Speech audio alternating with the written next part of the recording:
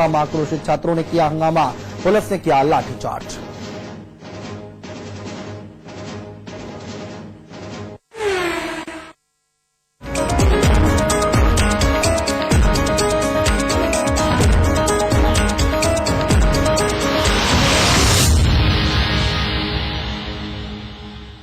आय से अधिक संपत्ति मामले में समाजवादी पार्टी के सुप्रीमो और राष्ट्रीय अध्यक्ष मुलायम सिंह यादव को शुक्रवार को बड़ी राहत मिली।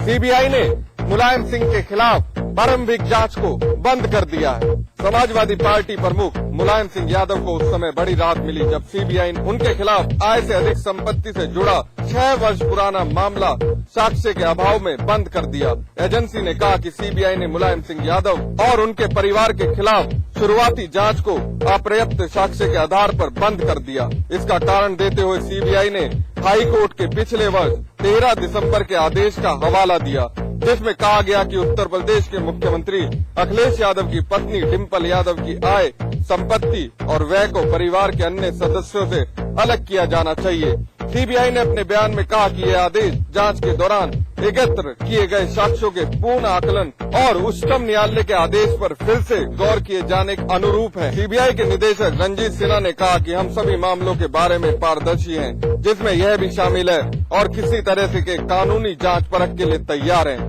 सीबीआई ने कहा कि इस मामले में शुरुआती जांच 2007 में दर्ज की गई थी और वाद एवं समीक्षा याचिका के लंबित मामलों के कारण पहले से इसे पूरा नहीं किया जा सका। सीबीआई इस फैसले के बारे में अगले सप्ताह उच्चतम न्यायालय को सूचित करेगी।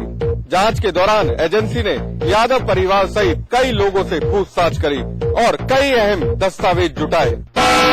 हैदराबाद ब्लास्ट का आरोपी और इंडियन मुजाहिदीन का आतंकी अफजल उस्मानी मुंबई के मकोका कोर्ट से पुलिस को चकमा देकर फरार हो गया। अहमदाबाद ब्लास्ट का आतंकी आरोपी अफजल उस्मानी मुंबई के सेशन कोर्ट से पुलिस को चकमा देकर फरार हो गया। पुलिस उस्मानी को पेशी के लिए कोर्ट लेकर आई थी। कोर्ट से उस्मानी के भागते ही पुलिस ने उसकी तलाश शुरू कर दी है। आतंकी उस्मानी कोर्ट से जैसे ही फरार हुआ वैसे ही कोर्ट में हड़कंप मच गया। इंडियन मुजाहिदीन का आतंकी अफजल उस्मानी अहमदाबाद ब्लास्ट जैसी कई वारदातों को अंजाम दे चुका है। आतंकी के फरार होने के बाद पुलिस प्रशासन पर एक बार फिर सवालिया निशान खड़े हो गए हैं।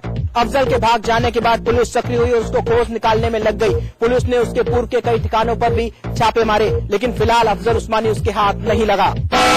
सरकार ने केंद्रीय कर्मचारियों के महंगाई भत्ते को 10% बढ़ाने की मंजूरी दी है।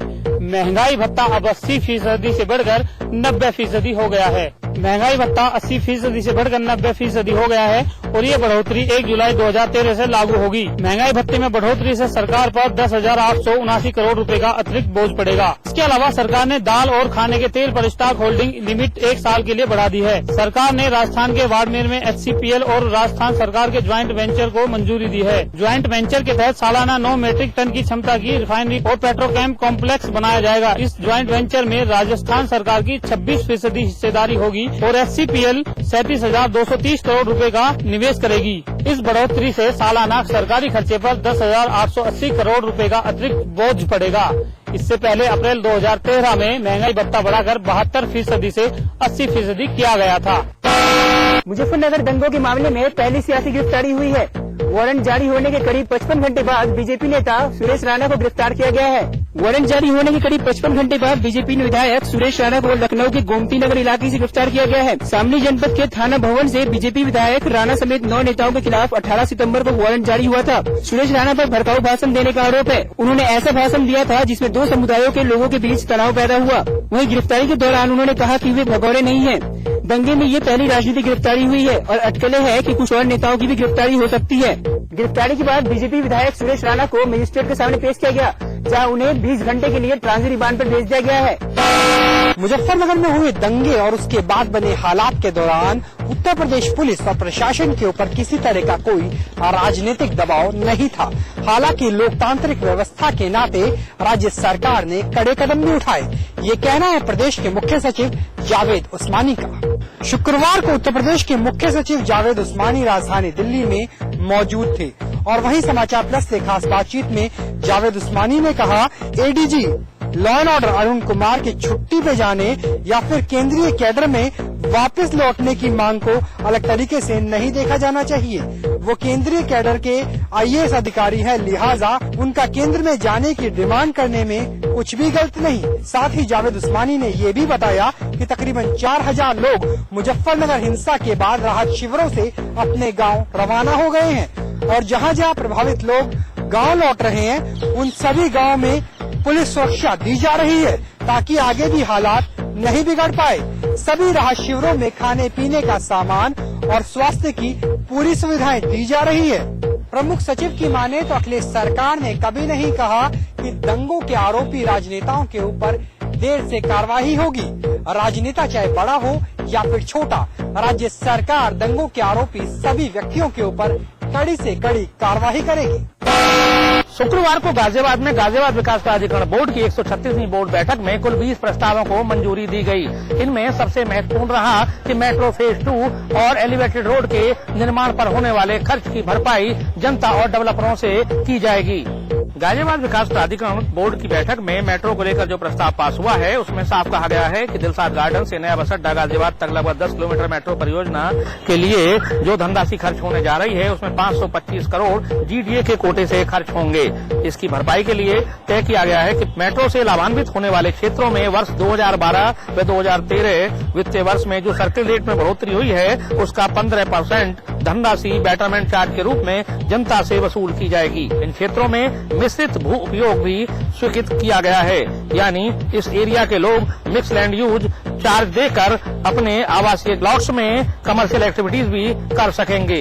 इसके साथ ही यह भी तय हुआ कि इन इलाकों में जो बिल्डर नए प्रोजेक्ट लाएंगे उनसे भी करीब 500 रुपए पर स्क्वायर मीटर के हिसाब से बेटरमेंट चार्ज वसूला जाएगा। इसके अलावा यूपी गेट से हिंडन कैनाल के किनारे होते हुए राजनगर एक्सटेंशन तक बनने वाले एलिवेटेड रोड के निर्माण पर खर्च होने वाले 1200 करोड़ रुपए की भरपाई भी जनता से वसूल करके GDA करेगा। GDA के उपाध्यक्ष संतोष यादव का कहना है कि इस मार्ग के बन जाने पर 25,000 एकड़ भूमि को लाभ होना संभावित है। अतः लाभान्वित होने वाले क्षेत्रों में 500 रुपए प्रति वर्ग मीटर की दर से अतिरिक्त विकास शुल्क लिए जाने का निर्णय प्राधिकरण बोर्ड द्वारा लिया गया है। यह तो साफ है कि गाजियाबाद में आने वाले वर्षों में जो विकास के काम होने हैं उसके बदले कुछ पैसा जनता को अपनी जेब से चुकाना होगा। उधर दूसरी ओर GDA के आला अफसर ये दावा कर रहे हैं कि जो सरचार्ज के तौर पर जनता से वसूली की जाएगी वह मामूली है। दरअसल GDA के पास इतने संसाधन नहीं है कि वो अपने बलबूते पर ही बड़े बड़े प्रोजेक्ट को अंजाम दे सके, इसीलिए सरचार्ज के तौर पर जरूरी धनराशि जनता से वसूली जा रही है। उत्तराखंड में एक बार फिर दागी और भ्रष्ट अधिकारियों की पूछ होने लगी है। उत्तराखंड में इन दिनों प्रदूषण नियंत्रण बोर्ड जैसे महत्वपूर्ण संस्थान में फिर से दागी और भ्रष्ट अधिकारी को लेने की कोशिशें की जा रही हैं। जी हां, हम बात कर रहे हैं हिमाचल कैडर के अधिकारी TB सिंह की, जो साल 2004 में तिवारी सरकार के दौरान प्रदूषण नियंत्रण बोर्ड में मुख्य पर्यावरण अधिकारी के रूप में लाए गए। सूत्रों की माने तो तत्कालीन मुख्यमंत्री की अनुशंसा पर इनकी नियुक्ति की गई थी, लेकिन साल 2004 से 2008 तक इस अधिकारी ने ऐसा गदर मचाया कि राजनीतिक हलकों में इसको हटने की जमकर पैरवी शुरू हो गई। 2004 में तैनात किए गए इस अधिकारी पर गलत तरीके से हरिद्वार, सेलाकुई, उधम सिंह नगर में कई फैक्ट्रियों को गलत तरीके से प्रदूषण की NOC दे दी और करोड़ों कमाए। कई मामले भी सामने आए जिसमें केमिकल फैक्ट्री को बिना जांच किए NOC जारी किए जाने की भी बात आई। 2008 में भाजपा सरकार ने इस करामाती भ्रष्ट अधिकारी को उसके कारनामे के चलते उत्तराखंड से रुखसत कर दिया, लेकिन एक बार फिर प्रदेश में कांग्रेस सरकार है और कांग्रेस में इस अधिकारी के हिमायती एक बार इस भ्रष्ट अधिकारी को प्रतिनियुक्ति में उत्तराखंड में मुख्य पर्यावरण अधिकारी के पद पर लाने की तैयारी कर रहे हैं। इस अधिकारी की नियुक्ति की फाइल बनकर अधिकारियों के अनुमोदन के बाद मुख्यमंत्री दरबार पहुंच गई है, जिसमें कभी भी नियुक्ति का अनुमोदन हो सकता है। वहीं मुख्यमंत्री भी जब अगुणा से जब इस बारे में सवाल पूछा गया तो उन्होंने कहा कि जब नियुक्ति हो जाएगी तब इसके बारे में पूछना। उत्तराखंड विधानसभा के 3 दिवसीय मानसून सत्र का समापन हो गया है। खास बात यह रही कि इस सत्र का शुरुआत तो शांति के साथ हुई, लेकिन समापन अपने परंपरागत हंगामे के साथ हुआ है। अलबत्ता राज्य सरकार हंगामे के बीच अपना विधायी कामकाज निपटाने में कामयाब रही है। जी हां, उत्तराखंड विधानसभा के 3 दिवसीय मानसून सत्र का समापन हो गया है। सदन की कार्यवाही 30 दिन नहीं चल सकी क्योंकि विपक्ष लगातार सत्र की अवधि बढ़ाने को हंगामा करता रहा। अलबत्ता राज्य सरकार ने इस हंगामे के बीच अपना विधायी कामकाज निपटा लिया। इससे पहले 2 दिनों में आपदा पर लगातार चर्चा हुई। इस दौरान राज्य सरकार ने सप्लीमेंट्री बजट भी पेश किया, जिसे सर्वसम्मति से पास भी कर दिया। इसके अलावा कई महत्वपूर्ण विधेयक और अध्यादेशों को भी पारित कराया गया है। नेता विपक्ष अजय भट्ट का कहना है कि राज्य सरकार ने विपक्ष को गुमराह किया है, क्योंकि कार्य मंत्रियों समिति की बैठक में सत्र को बढ़ाने पर सहमति हुई थी। लेकिन संसदीय कार्य मंत्री डॉक्टर इंद्रदेश का कहना है कि पूरा बिजनेस हो गया, इसलिए सत्र बढ़ाने का कोई कारण नहीं बनता है। इसी बीच विपक्ष सदन के अंदर अनिश्चितकालीन धरने पर भी बैठ गया है। बहरहाल इस सत्र की खास बात यह रही कि आपदा जैसे संवेदनशील मुद्दे पर सरकार और विपक्ष दोनों गंभीर दिखाई दिए, लेकिन सदन के अंतिम दिन ये गंभीरता दूर होती दिखाई दी, क्योंकि सदन में हंगामा बरपा। अलबत्ता ये जरूर कहना होगा कि इस बीच सरकार ने अपने विधायी कामकाज निपटा लिए हैं, लेकिन अच्छा होता कि जब शुरुआत में गंभीरता दिखाई थी तो सदन के अंतिम दिन तक भी ये दिखाई होती। उत्तराखंड के विधानसभा स्पीकर गोविंद सिंह कुंजवाल ने किया एक बड़ा खुलासा। कुंजवाल का कहना है कि कैबिनेट मंत्री हरक सिंह रावत के घर में रात्रि भोज के मौके पर कुंवर प्रणव सिंह ने ही गोली चलाई थी और वे इसके प्रत्यक्षदर्शी भी हैं। वहीं इस मामले के खुलासे के बाद अब कुंवर प्रणव सिंह की मुसीबतें और भी बढ़ सकती हैं। कैबिनेट मंत्री हरक सिंह रावत के घर हुई विधायकों की पार्टी में खानपुर के कांग्रेस के विधायक और कैबिनेट दर्जा मंत्री प्राप्त कुंवर प्रणव सिंह चैंपियन द्वारा गोली चलाए जाने वाले मामले में उत्तराखंड विधानसभा अध्यक्ष गोविंद सिंह कुंजवाल ने बयान दिया है कि पार्टी में गोली कुंवर प्रणव सिंह चैंपियन ने ही चलाई थी। विधानसभा अध्यक्ष का कहना है कि कुंवर प्रणव चैंपियन अपनी कार से उतरते ही गोलियां चलाना शुरू कर दिया था, जिसमें से एक गोली उनके सर के पास से होकर गुजरी थी और एक गोली कांग्रेस के नेता विवेकानंद खंडूरी के पैर में भी लगी। विधानसभा अध्यक्ष गोविंद सिंह कुंजवाल का कहना है कि रात्रि भोज में जो घटना हुई वो ठीक नहीं हुई। वही गोलीकांड की घटना पर मुख्यमंत्री विजय बहुगुणा ने कहा कि अगर विधानसभा अध्यक्ष ने कहा है तो इस मामले पर जरूर कार्रवाई की जाएगी। कुंवर प्रणव सिंह के खिलाफ विधानसभा स्पीकर ने मोर्चा खोल दिया है और उन्होंने कहा है कि वो प्रत्यक्षदर्शी हैं कि किस तरीके से रात्रि भोज की घटना में उन्होंने गोली चलाई थी। वहीं इस मामले में पुलिस अब विधानसभा अध्यक्ष से वार्ता कर मामले में उनकी गवाही के रूप में बयान भी ले सकती है। उत्तर प्रदेश विधानसभा में आज एक बार फिर संसदीय मर्यादा शर्मसार हो गई। दरअसल मुजफ्फरनगर हिंसा पर चर्चा के दौरान कैबिनेट मंत्री अंबिका चौधरी के बयान पर बीजेपी विधायकों ने आपत्ति जताई।